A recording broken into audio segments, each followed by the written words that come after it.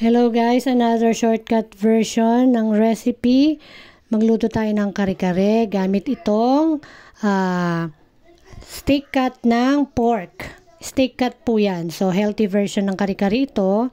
So pakukulaan natin yan ng 1 hour para lumambot lang siya.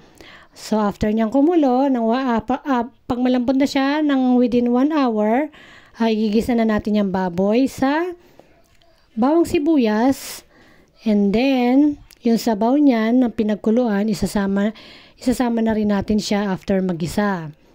So lalagyan na natin ng kare-kare mix at saka yung gulay. So ayan na po, luto na yung ating shortcut kare-kare. 'Di ba? Napakadali lang. So kahit walang bagoong, dahil wala kami available na bagoong, talagang sinakto ko na lang yung lasa ng aming sauce para kahit walang bagoong, okay pa rin. So, ayan na po. Ganun lang kadali magluto ng kare-kare. So, thanks for watching. I hope you learned something. Bye!